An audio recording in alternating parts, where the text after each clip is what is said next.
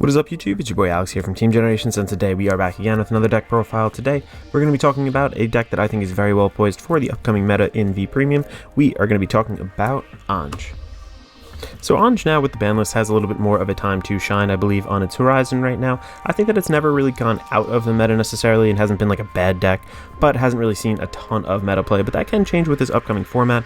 Tons of searchability in this deck, multi-attack, nice powerful columns, and a very good defensive kind of play as well. I think that overall, this deck has a little bit of everything and is just very strong at pretty much every category, and there are a lot of different ways you can take this deck, so I do want to preface this whole video saying, you know, you might see other builds out there that is totally fine. This is just the way that I'm kind of putting it together, and I actually really like it. So I think that with this in mind, this deck is definitely can win against absolutely anything right now in the meta, has answers to a lot of different things. So without further ado, let's hop right into the video, show you my kind of choices for this.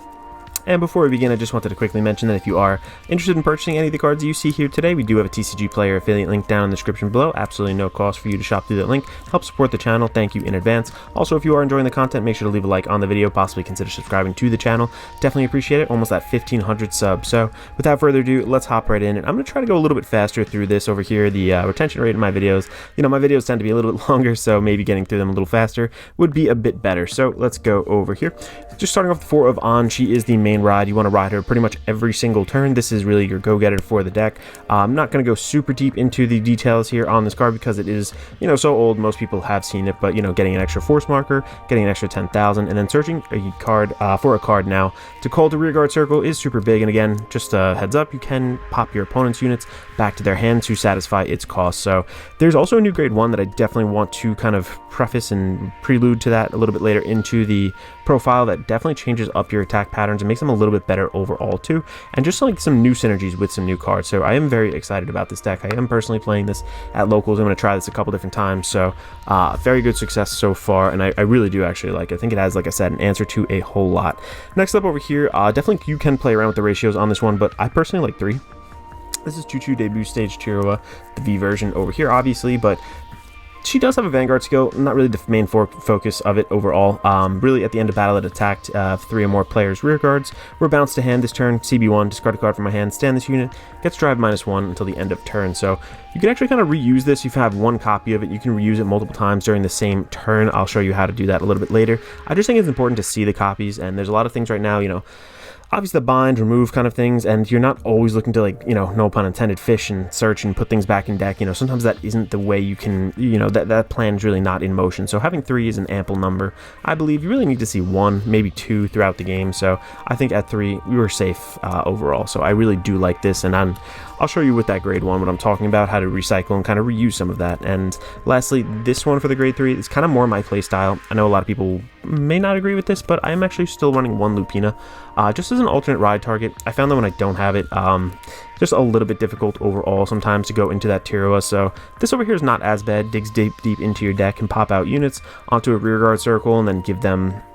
an additional force marker, really pairing well with the Ange. This also can translate to a late game play too, if you've spread the markers throughout your field and having the ability to maybe, you know, restand and just naturally go through with some columns. A very easy play overall would be this Lupina. So I do like it. I think that it is a safe alternate kind of to your Ange ride line.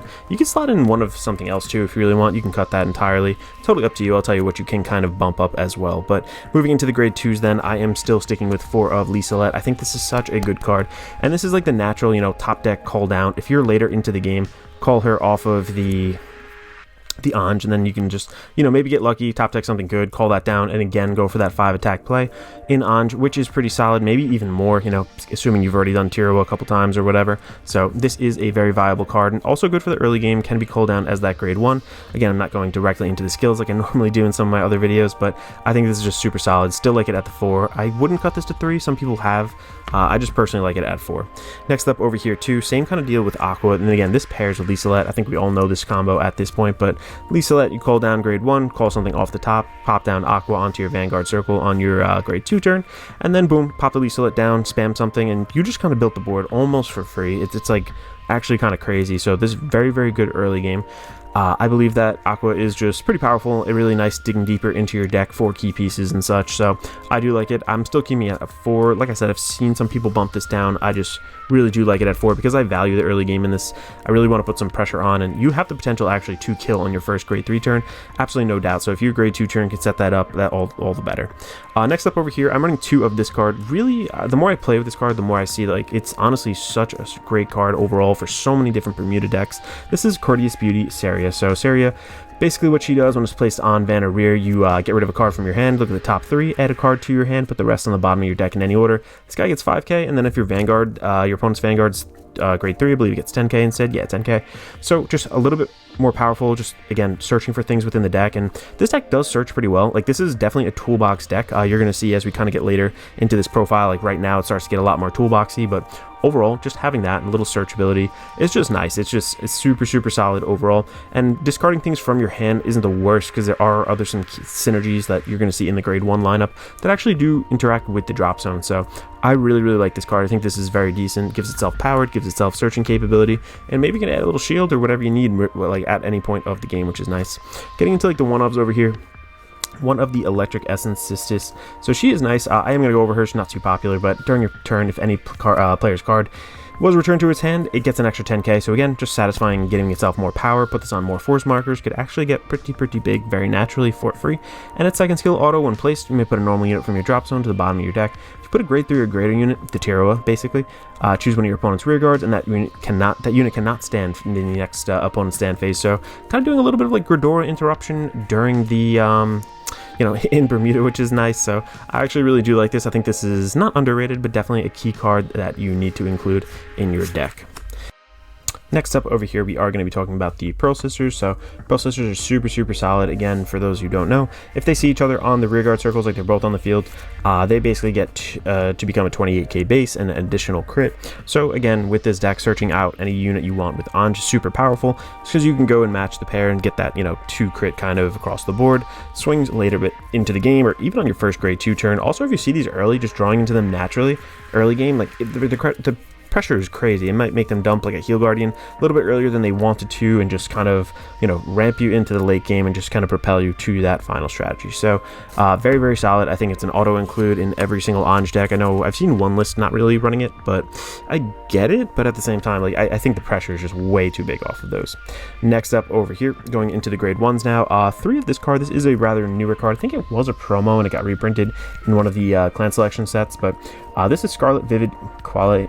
I think that's how to say it. I can't really see if that's an I or an L from where I'm sitting, but overall, again, kind of helps with your early game. Early game is insane in this deck. Soul Charging over here, which isn't like the biggest thing in the world, but kind of helps with Lupina a little bit towards the end too, and the fact that when you ride upon this, you can call it a rearguard circle. So again, just helping you kind of keep that soul, flush, and then on top of it, just rushing down early. Like that's what this deck is all about. It has a nice defensive capability because later you pop things back to your hand with Ange. Also just fills the field pretty free. So I think this is a key part of it. Honestly, you can bump this to 4 if you want to, but I think at 3 is sitting at a sweet spot, and that's just personally how I like to run it.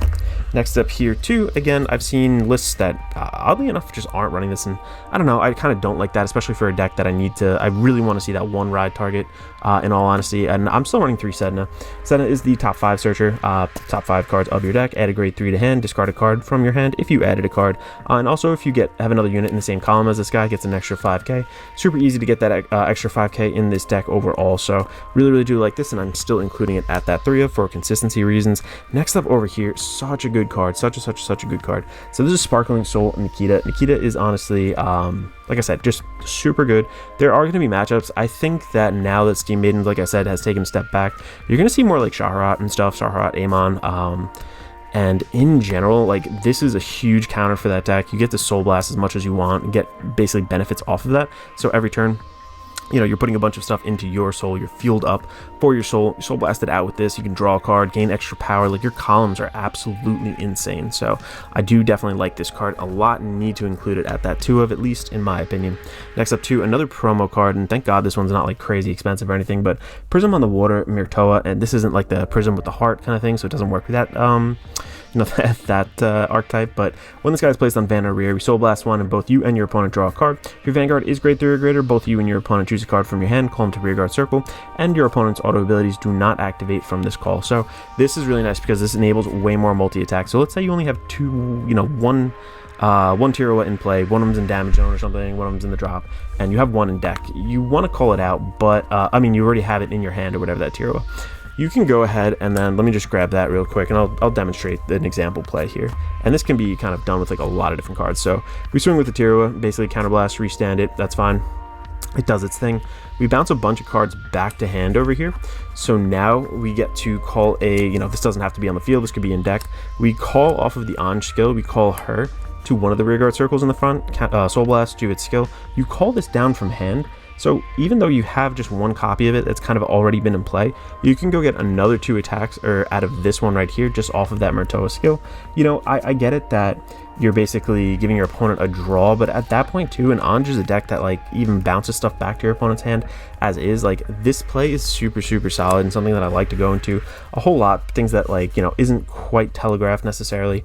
And the fact is, you do spam extra force markers, so like maybe this will be an 18, maybe it's a 28 by the second time you come around, but the fact of the matter is that this does enable another multi-attack, which is pretty nice. I think that really helps bring this deck to a whole new level of competitiveness, and this is really a key card in the strategy overall. So big fan of this card. I think that we definitely need it, and there's other synergies I'm not really kind of discussing right now, but there's just a lot you can do with that card, which I really like. And again, you can go for, if you haven't already done like the aqua play, you can recycle aquas, you can recycle other things, Liselette maybe, same exact deal. You don't want to call one out, whatever, you don't have any left in deck. Anything you don't have left in deck and that's in play, you can get off of Murtoa again. So super solid. Next up, again, for more one-ofs over here, Equitable Career Spiana. This card, I was running it too, just didn't really see the need to play it. I feel like I finished out games pretty quickly with this overall, but we do need at least one countercharger in this deck, and this kind of what this does over here. Pretty easy condition to satisfy overall. Next up over here, we have Cuddle Connect Finessa. Finessa is decent. At the end of the battle, it attacks, put a grade 3 or greater card from my drop into attacked or boosted, sorry. Basically recycle another grade 3 into your deck, back into your deck, so you can call it off of Ange, which is great, and then put this into your soul, draw a card. Just solid all around. Again, for free, you get to kind of put like something back in, and I think that's really solid, especially in a deck that needs to kind of have its pieces and has a lot of one-ofs in general, or two-ofs. So yeah, and also our starter Shizuku over here, you can use any starter you want. Now let's hop into the triggers real quick. Starting us off very basic over here, I have 4 crits, 8 crit. I also have 1 additional Sentinel crit. I just think that at this point in the game, discarding from hand sometimes like really hurts. I think that we can get away with 1 of these. It again puts a little bit more pressure on the Vanguard. We're not like triple driving or anything like that, but I just think the 30k shield is pretty adequate for a lot of different attacks. Obviously, there's situations where it doesn't come up, but overall, we are still running 3 of our regular draw Sentinels for that instance, and I'm deciding really to split between these two. I'm going 2-2. It's not too bad. I really would prefer at certain times the 20k. Helps us also get away with running like that 30k, 1 extra crit at times too. You can make this 4. Absolutely no problem with that, don't get me wrong. But I'm just trying out that little extra shield, and it's been working so far. I need to see how the meta kind of pans out and like what decks are still up on it. I just think the fact that like we don't have the Battle Door effect anymore for Steam Maidens kind of lets us get away with like a 1-card guard, and the 20k is just a little bit more impactful than the 15k. But again, it's more of a testing thing at this point. Totally do what you feel comfortable with. You don't have to use the 20ks if you don't want to. So that about wraps this up over here. Honestly, I think, like I said, my videos are just a little bit long, so I've been trying to kind of shorten them down. I'm going to skip a test hand. Let me know if you guys do want to see like test hands, or you do want to see more detailed explanations like I've kind of been doing. I feel like I kind of ran through this one a little bit faster, but again, let me know your feedback down below, and I'll definitely kind of take that into my next videos and next couple videos. So thank you guys so much. This is Alex from Team Generations signing out.